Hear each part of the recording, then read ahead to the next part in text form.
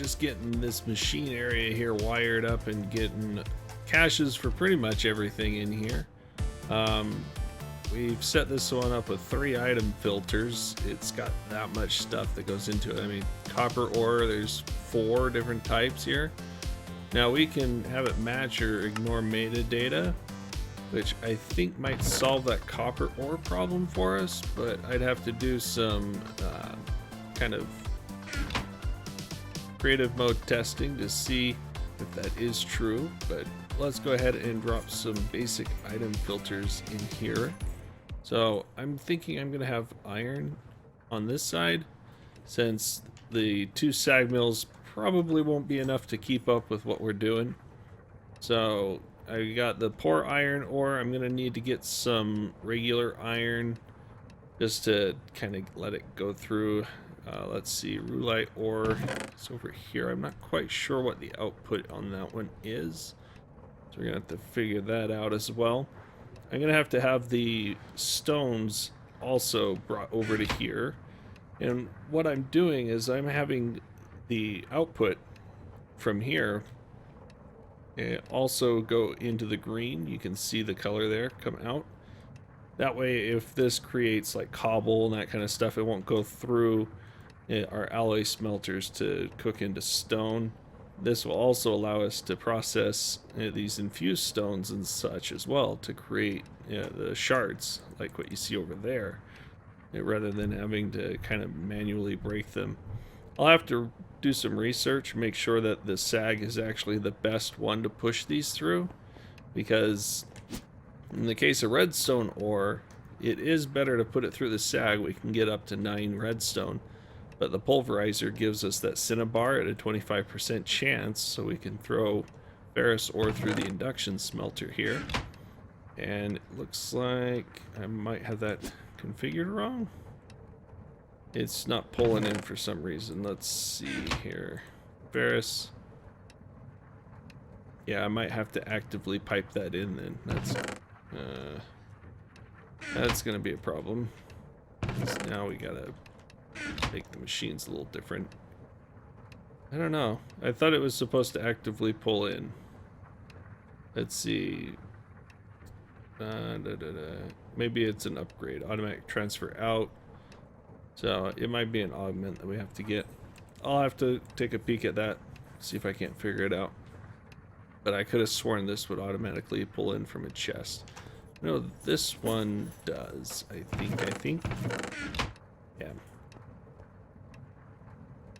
So we've already got a lot of our stuff processing through our sags and our smelters here. Just kicking it through. I made some octadic capacitors for these guys. And this guy, I only had a double layer for him, so I'm gonna have to make a octadic for him as well. And all of these caches are all running off the green, and that's what we're pulling out from here, and also out the backs of these machines. So anything that I want to do differently, like this special circuit here for the cobble, well, not cobble, the gravel, to make ourselves some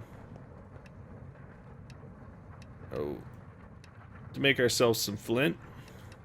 It's all being handled on black, and then we can choose some of the other color codes to do any kind of special circuits, like maybe what these guys might need to have, just to kind of make it all work in a compact area. And I have this pipe here being exposed along the bottom, even though we can kind of bury it, just so I can reconfigure the bottoms if need be and be able to access that. And we could do it by using kind of the transparent modes here. When you hold the shift and you scroll wheel through, you can see in the bottom right there, but it doesn't make thermal expansion stuff transparent, so that's kind of a problem. There's a Ender IO block that we can place that we can work from. We can put under the ground or whatever and be able to interact a little bit with it, or we can use conduit covers along the front here, and this wrench makes those transparent, and then we can interact. But it's a lot of work to just bury this one block down, so I'm just doing it up Shouldn't be too much of a problem. I guess I could do steps face that way. Then we could reach down. Oh well, this gives us a nice compact room. Gone through and locked all of these. I got rid of the crossbars here so we can interact with these. And probably what we'll do eventually is cause these to be input and output for some of these. So we can automatically pull in like copper and stuff to do automatic creation of like capacitors and such. Alright, so it is time to move this once more. We have the old location here marked out. Let me go ahead and do that and that. So now we kind of know where the old one was. Let's go ahead and pick this up. Quarry is finished. There we go. Now where should we place this one? Let's do markings. I think we can go like 64 blocks in a given direction. So let's see, we're starting out at 57. What's that? Yeah, 57. Let's go all the way to 200 even. No, we're at 67, so we gotta go there. Yeah, that'll pick it up. Now this way, we're at 55. We can go all the way to 10. I think that sounds about right.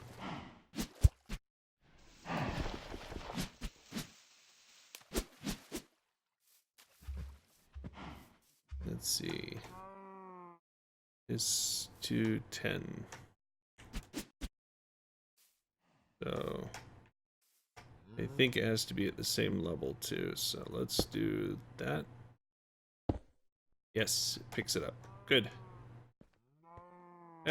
Block glitch. There. Now we run this way. And let's see. A little more. A little more. There. Aha. Now let's go ahead and place the actual quarry itself and get this thing moving. We got a large enough storage, everything. We shouldn't have to worry about popping blocks or anything like that. Let's place that here and there. Give it some power. Oof. And tap it. Now it should be going. 360, 512. Scanning blocks, you can barely see it there behind the frames counter there. Let's see. Should start kicking out once it's done scanning all of the blocks. Yeah, it's thinking a lot. Alright. Stopped counting, so hopefully that's a good thing. Yeah, look at that tick lag. Wow. Alright. You outputting anything? Oh yeah, look at that. Already. Barely even started.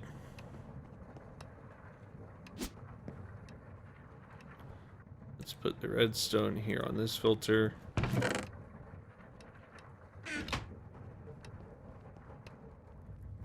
We need gold on that one as well, so I looked and the pulverizer actually gives us a 5% chance at cinnabar, which is still more in my favor than doing the normal sag, because this will only give us a chance at copper. It's 20% chance, but I would rather have the cinnabar than copper at this point. Do we got any that aren't going through? We got the ferrous. Oh yeah, we need to hook it up.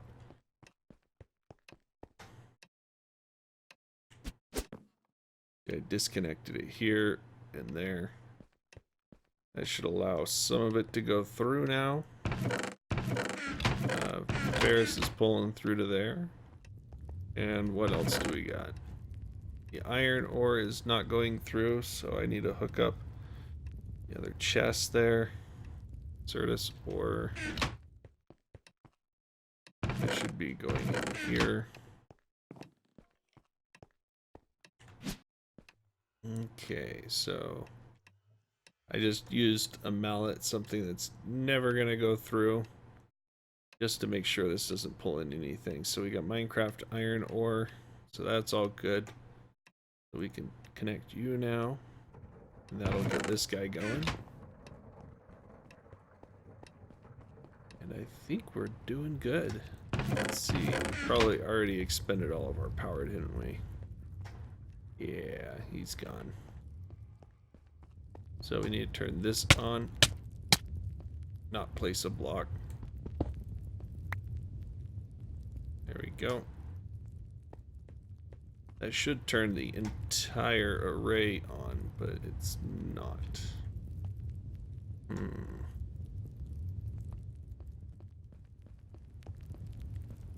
They're all connected on the red.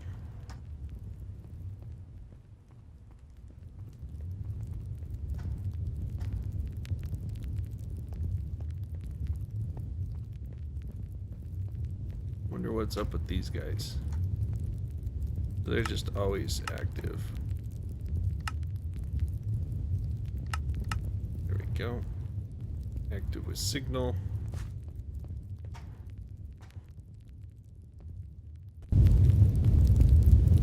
Huh. Odd.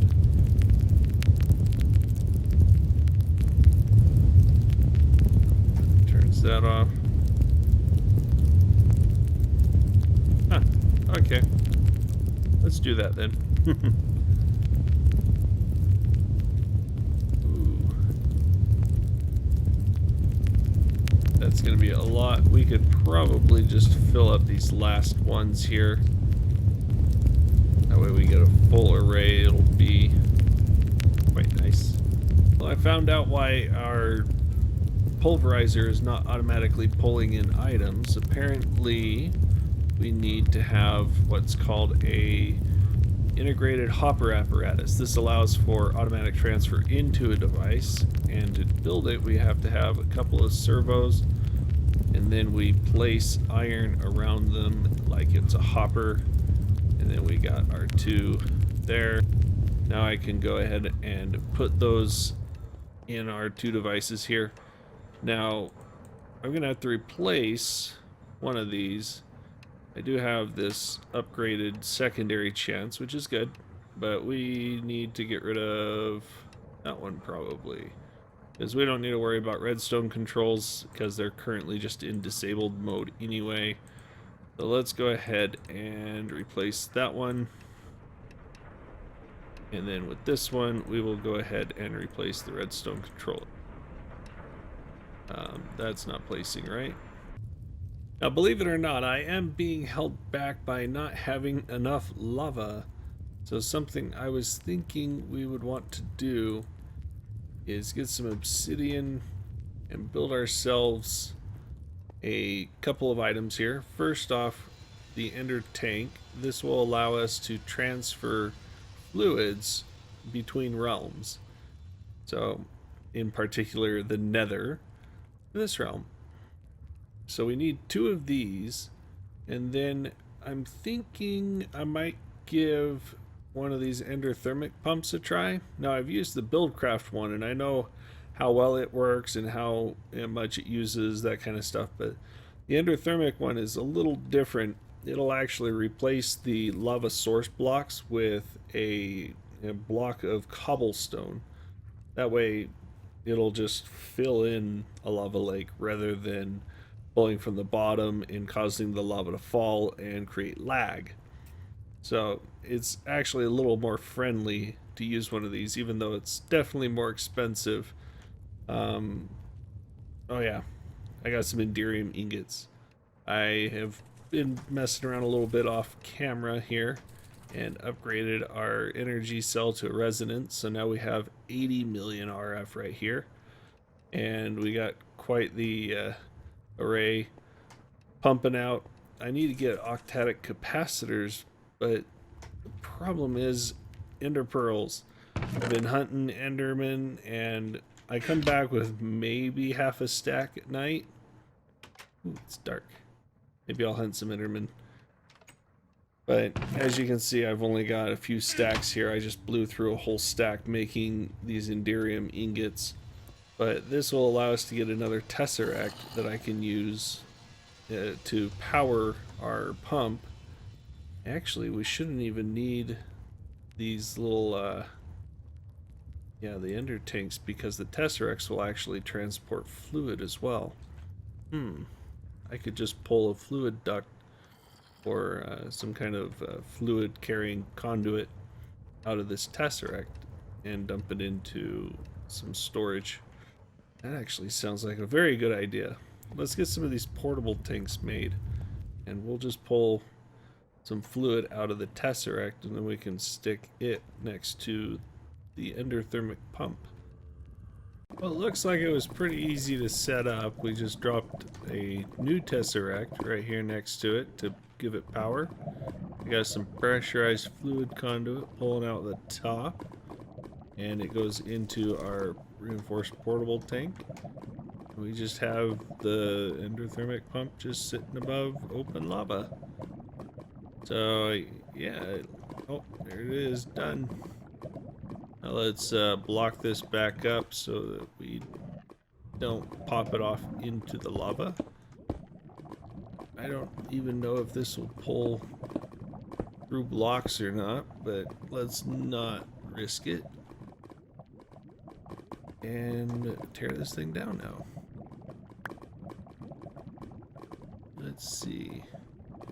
That one is normal break. And there we go. Now we gotta figure out how to get back up there. Looks like we're on our own down here. Oh, we might be able to get across up. So a little deviation off topic here, but if you throw an ender pearl into the smeltery and put obsidian in the casting basin, you can actually convert obsidian into endstone. There's several other ways to do it, but they all require like 250 millibuckets, which is one ender pearl. The benefit of doing it this way is that the casting basin only takes 50 millibuckets, so we can essentially make 5 for the price of 1 versus the sandstone version. So let's go ahead and drop that to the bottom, tap that, and there we go.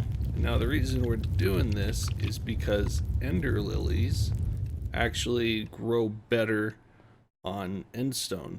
It's at an accelerated rate, like this one here. Oof. There we go. So now we just need to expand our little area here, drop our endstone and our spare ender lily. Now we got quite the collection back here. It's given us a fair amount of ender pearls so far.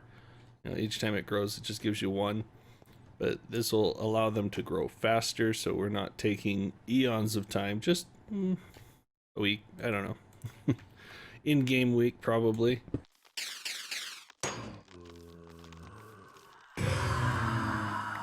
Oh, we got some lizards. Shall we try for 2? Come on. Yes. That's 4 now. So they show up as these little red markers on the map. I thought they were white, so it's good to know. There we go. And what time of day is it? Just before morning. So now we know about when they spawn as well. I've usually seen them only spawn right before morning or right before evening. So, and they're only in cold biomes as well. And that's where we're at. We're in a taiga. I had to come way to the south here to even find one of these areas. Let's see. So we're way to the south here. Our home base is right here right now. And I am down in this area. There's a taiga here and over here. I've just been kind of exploring the map, looking for these kinds of places. And I found a pretty cool base area right there. That I might talk to Turcanil and see if he wants to join me in that area and settle. Let's see, it looks like it's daytime.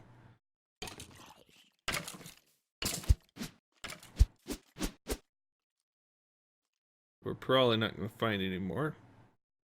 Let's take our Blizzrods and go back to base. And another one.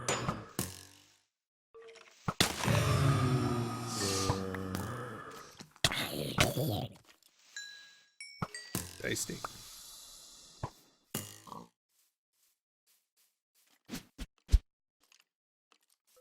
Run away.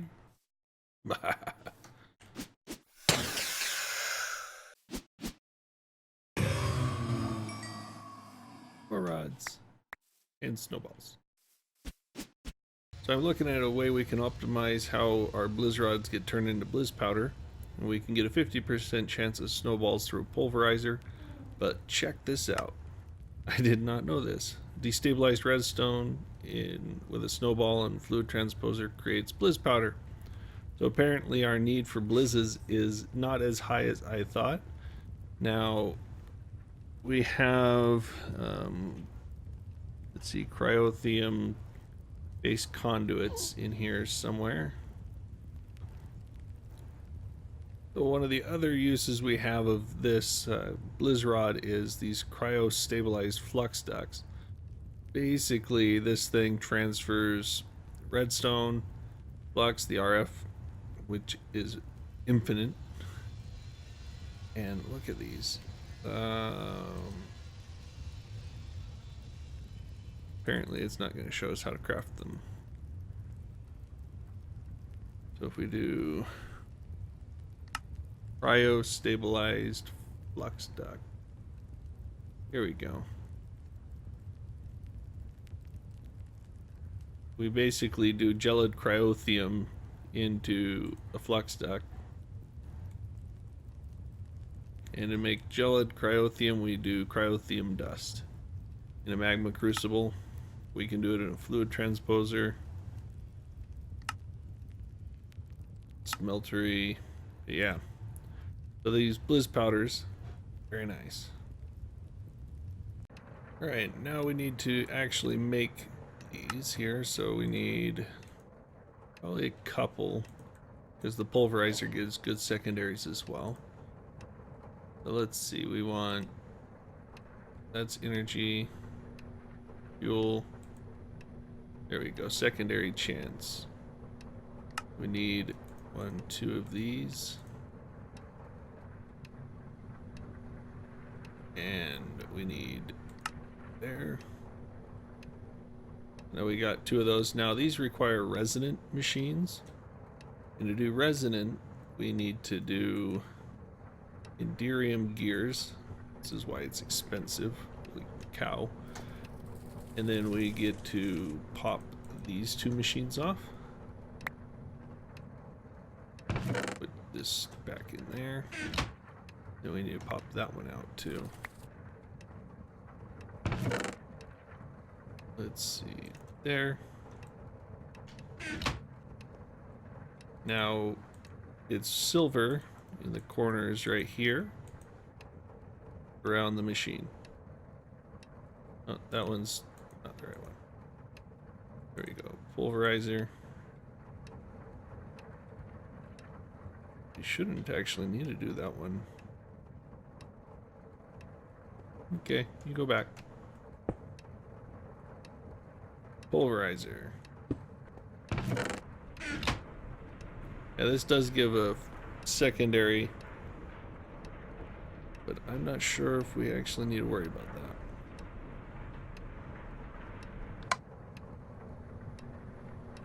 that. And shoot.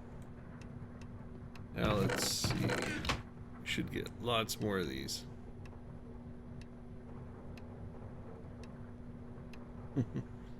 nearly every time. Look at that.